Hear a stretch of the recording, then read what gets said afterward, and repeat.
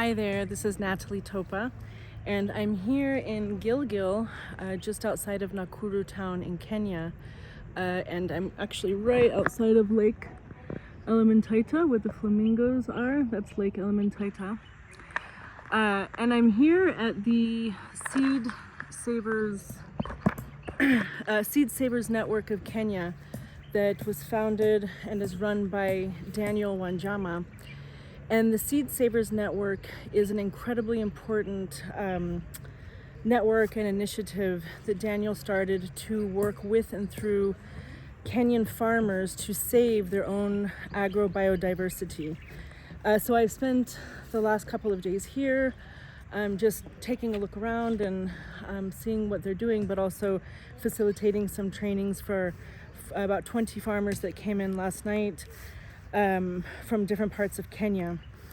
And this is an amazing place. There's various structures and classrooms and cottages for residents and guests. And throughout this whole space, there's lots of different demonstrations. There's a water harvesting dam there, tree nursery, seeds, a lot of different technologies demonstrated, vertical gardening, sunken beds, you name it. And the most important thing that happens here is actually the seed saving. And Daniel works with communities. He'll go out into very rural communities and his team, and they train farmers how to document their agrobiodiversity and create a biodiversity register. It's actually quite sad that this has to happen. He will literally, go with a flip chart paper and pencil and work with the oldest folks he can find, the elders in a community, and they'll go around and harvest the leaves of their ethnobotanical resources, medicinal herbs and plants, and they will draw. He guides them on how to draw the description of the leaf, of the veins, of exactly what that looks like, how to describe it, document, and have a community record, so that they have it documented what their resources are from their community. And the reason that this has to happen is because the government, in cahoots with the private sector, is actively patenting seeds in Kenya and criminalizing the sharing of seeds. This is not only an issue in Kenya, this is a global problem. But, how do I even start to say this? Why do we have GMO modified hybrid seeds? They are for the delivery of petrochemical poisons that were developed during World War I and have been used not only as pesticides and agricultural inputs, but as chemical warfare to kill people, okay? So, we really can't debate this. There are private petrochemical companies that are the seed companies, the chemical companies, also often the pharmaceutical companies that extract minerals and fossil fuels and create synthetic, harmful, poisonous, ecocidal products, which are then sold to poor farmers and farmers all over the world. And they are often accompanied with their own seeds. And they're packaged with this mythology that the only way that we'll feed the world is through, conventional monocrop chemical farming. Pure lies. And these are often pushed by donors, governments, USAID, big one. Hi, USAID, how are you doing? Please stop pushing chemical farming, okay? It literally contributes to climate change and poverty and famine and disasters. AGRA, even FAO, USAID, major donors and governments around the world have bought into this lie, this mythology. And that is why it's so important that we have places like the Seed Savers Network of Kenya to help poor farmers protect themselves from this predatory efforts to push farmers into poison farming with fake seeds that they cannot save over and over again, which is how our system was designed. Our living planet regenerates herself, does not need the help of anything synthetic. And we already know that agroecology has far greater yields and nutrition, and we need to not only be, focusing on economic growth as a human civilization, because that is literally causing our extinction, but we need to focus on nutrition per acre and not just yields per acre. So here we are at the Seed Savers Network of Kenya. It's an amazing facility with beautiful structures. This is their Cobb office. And this is where the work of identifying, storing, saving, keeping, protecting seeds begins. This is super sad here. Here, before you enter, you have a moment of silence for seed varieties which have been lost around the world and in this region. So just to be clear, according to FAO, about 76% of global crop varieties have gone extinct. Don't exist anymore. 76. According to Dr. Vandana Shiva, the physicist, that's actually closer to 94 different crop varieties which have gone extinct. That is insane, and that is only because of profit-driven private interests that have been pushing farmers into seed slavery, and doing that through biopiracy and patenting of seeds and pushing everyone into few cash crops for regional and global markets. So here we are in the office. Hi, Julia. Hello. How are you?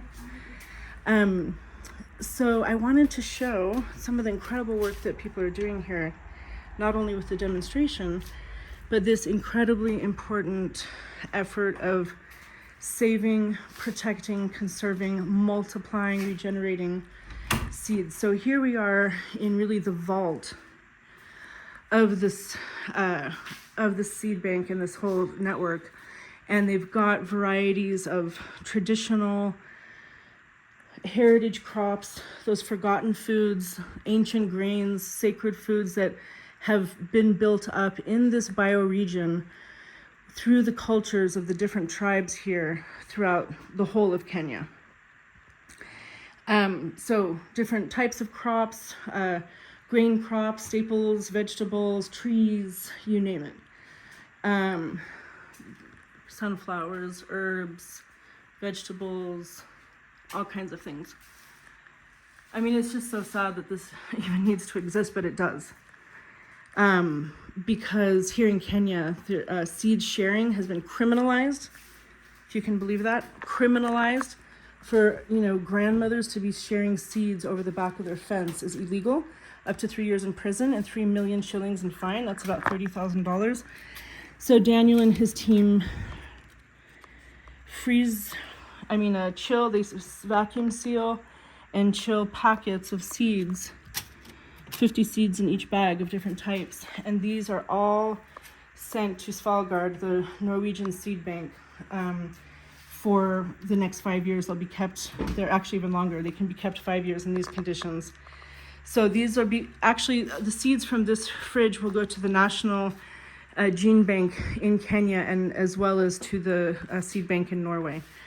So I just, wanted to highlight the importance of these types of efforts in creating actual resilience, okay? Not fake resilience through what is called climate smart agriculture, drought resistant seeds. It's not seeds that need to be drought resistant, it's the soil. And what I've been doing here is training people today on how to make basic survey tools like A-frames, and doing various types of small scale earthworks to start to flood proof and drought proof their farms. And again, it's the soil, the landscape that needs to be drought proof, not the seed, right? So for private corporations, the poison cartel, Monsanto, Syngenta, Bayer, ChemChina, others that are in that cartel, there's no such thing as drought resistant seeds.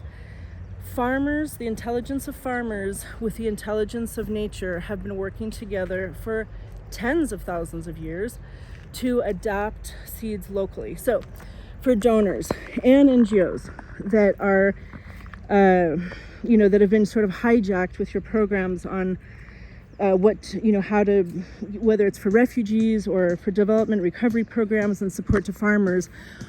What we need to be doing now, listen up donors, is conducting trainings on agroecology, regenerative farming, permaculture, and seed farming, okay? If your technology is so fabulous that the entire world has to be subject to it, well then it is good enough to teach farmers to locally do, participatory plant breeding, do localized hybridization and local improvement of seeds, and species recovery, reclaiming all these seed species that have been nutritious parts of cultures and heritage for literally thousands and tens of thousands of years. So Daniel, how are you? Good. This is Daniel Wanjama, the hero of this entire situation, with the best shirt ever. My seeds, my food, my future. So I've just made a little video and I'm talking about, the fact that special interests have been shaping programs, development programs across Africa and the global south. And as we were talking about earlier, even selling chemicals here to the global south that are not allowed in Europe, for example. So we were talking about, things that have to have a threshold of pesticides before they can leave the airport for export to Europe. And if the threshold is too high, it's absorbed into the local market. So a lot of really interesting discussions that we've had, but if you could just encapsulate in one thought, what is the problem that we're trying to solve through encouragement of farmers to save and multiply and propagate their own seeds and food species and the recovery of all of those? Thank you, Natalie. One of the biggest challenges that we are facing today is loss of local varieties, as we have done several surveys in our villages, and we have seen how much farmers who have been growing for the last 20 years, they remember so many varieties that they don't see anymore. And we are also facing a problem of not being sure that we can continue growing our food, because right now for the legally allowed seeds in the shops, we are importing 95% of the seeds that are in the shops for vegetables. Are imported? Imported, 95%. That means what we have as legal seeds is purely imported seeds, and all our seeds are illegal. So local seeds are, the traditional seeds are illegal. Traditional seeds are illegal, and you'll also be surprised that even seeds that are certified in Europe as organic seeds are also illegal here. They cannot be used here because they don't have dressing of the chemicals. And we have a lot of double standards because we are using some chemicals from European companies like Bayer, Syngenta, and these chemicals are banned in Europe. No. And when we use them here, they make us not access European market. That means they are from there, but we cannot access market because we used to them. Yeah. And the major problem is the companies or the corporates that are selling chemicals and seeds, they are very powerful. They are not just selling, but they're able to make laws in our country. And influence policy? Influence policy. They make seed policies, and these seed policies are only to enable them sell the seeds that will enable them sell more chemicals. I say the seed is the cracker for the cheese. Like the seed is the delivery system of the chemical. Exactly. Seeds are only designed to go with these chemicals, and therefore if you use their seeds, you must use their chemicals. And therefore they make more money selling chemicals, because chemicals will be sold across the season and seeds will be sold only once. So they must design a seed that is going to make you go for the chemicals, and therefore they also make laws to stop local seeds from moving, so that only the seeds that they make can move. So that's why they criminalize, the laws that we have criminalize seed sharing, seed exchange, seed gifting. They criminalize all that, and they hide it in a very clever way in our Seed and Plant Varieties Act. They hide it by defining exchange, sharing, and selling, and then they criminalize selling. So that was the Crop Act of 2012 that was modified in December of 2015? Exactly. In December 2015, they were trying to say that they want to have farmers' rights included in the Seed and Plant Varieties Act.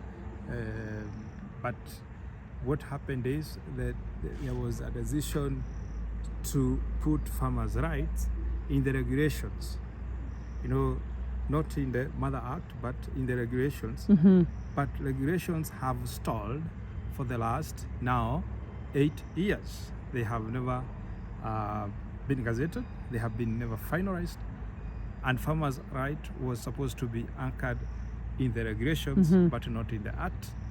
But amendment was forced by the Constitution, because the Constitution wanted to recognize farmers' right to ownership, to traditional practices and cultural practices around seeds. Doesn't that go against biodiversity treaties that Kenya has signed on to? It does. And Kenya has signed several international laws. One of them is UPOV 91. And UPOV 91 is what is domesticated through Seed and Plant Varieties Act 2012. This is on breeders' rights, companies' rights, protection of companies' intellectual property rights on seeds.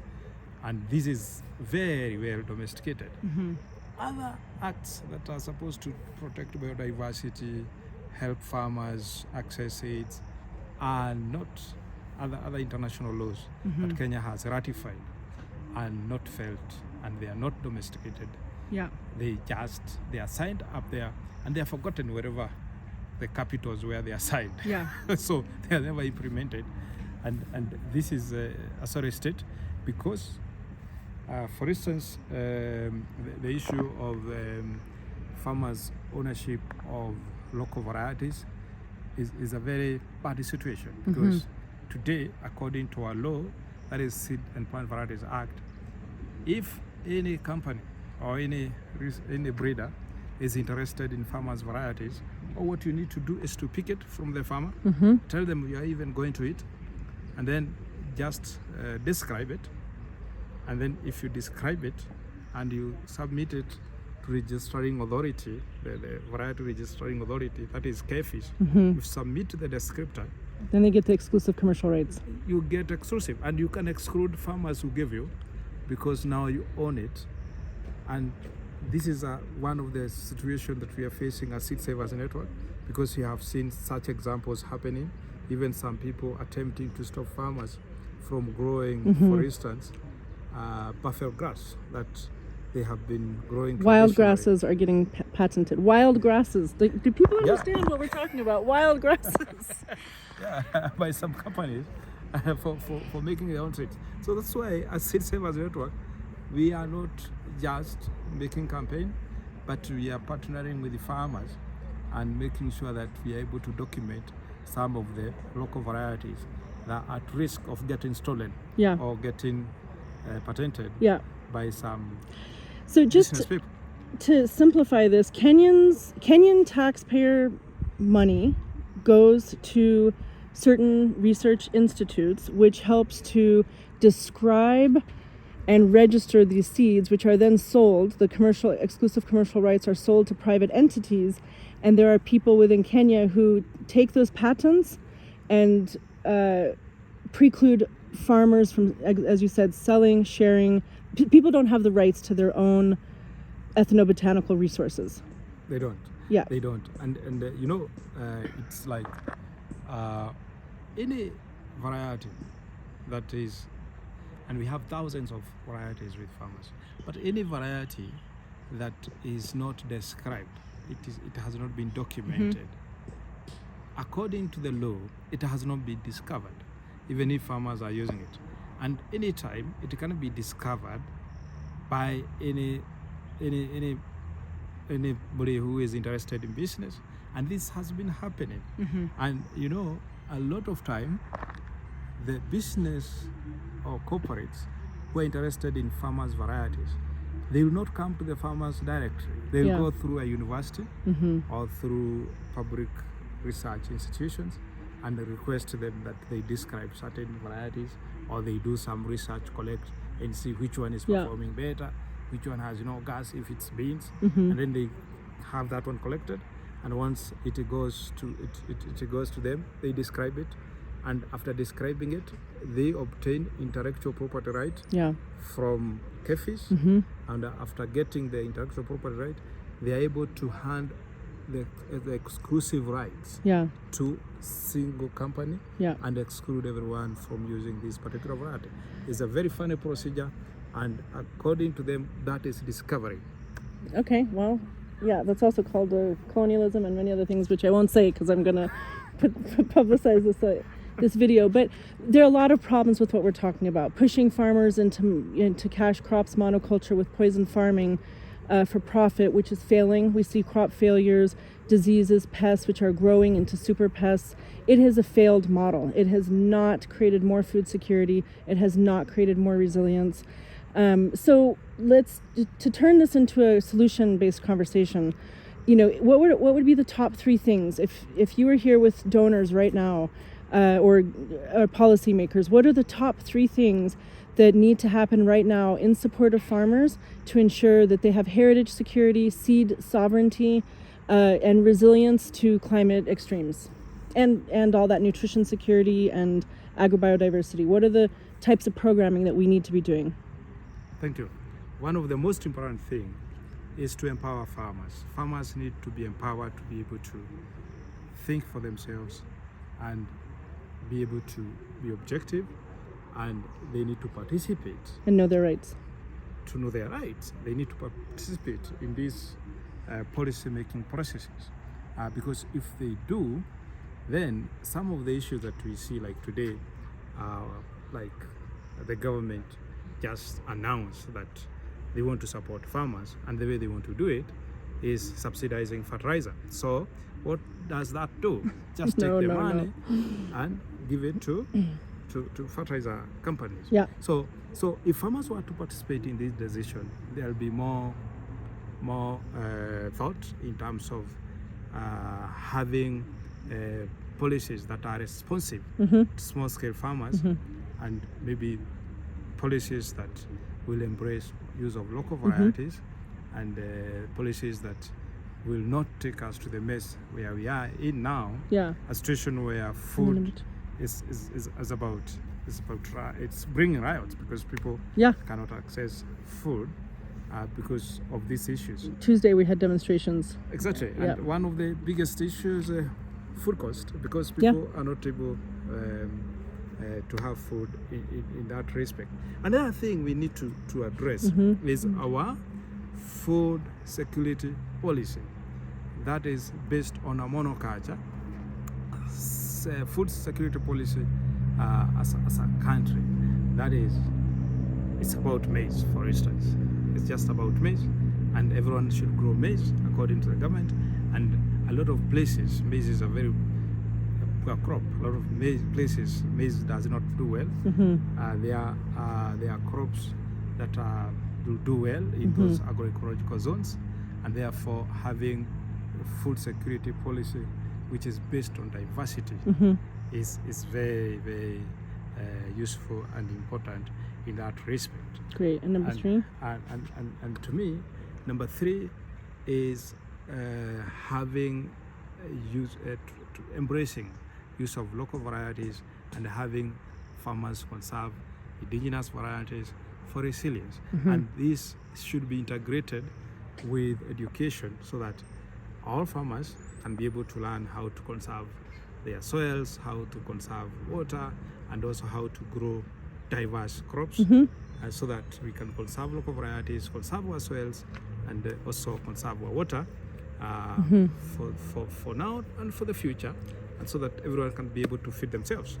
And part of that education is bringing out of hibernation indigenous practices, the traditional ecological knowledge. You know, there are things and ways in which people were growing food here during pre-colonial times, which is still a nostalgic part of the conversations we have with some elders of the way that things used to be. So I would say at the basis of this is organic farming, farmers' rights, farmer-led seed systems, locally adapted seeds, and then for organizations that are doing market-based programming, the agrovets. When you go into an agrovet, you can't even find local seeds. So working, you know, what I was saying earlier in the video is, if this technology is so fabulous, right? Why does every community not have its own center where these corporations can train people on how to locally hybridize and adapt and modify their own seeds in a local, safe way that does not preclude or threaten or compromise long-term seed sovereignty and moving people away from the biopiracy that leads to seed slavery. So organic is the name of the game. Chemical-free farming with seeds that can be adapted and saved over and over again within a community, the way that has made us resilient as humans for tens of thousands of years, right? Yes. So, yeah. And great. Of course, our education is based on exactly that. Our education, for instance, we look for elderly farmers who have practices of the traditional days. Mm-hmm. If you look at their farms, are very different from Yeah. others. You see, they have diversity, they have forests, they have everything, and they always have something to eat. So these are the people we seek knowledge from. Yeah. Sometimes we document that knowledge so that we can spread it, and sometimes we bring these farmers to train others who are not brainwashed by the industry. Yeah. Thanks, Daniel. Thank you for your work. It's amazing, and Thank you. you are a serious hero not only in Kenya but East Africa, I would say. So, Daniel Wanjama is our man. Thank My you. seeds, my food, my future. Thank Asante, you. thank you humbled. mono, and Thank you. radhi mo mono. I'm humbled. Thank you. All right, bye. See you. Oh.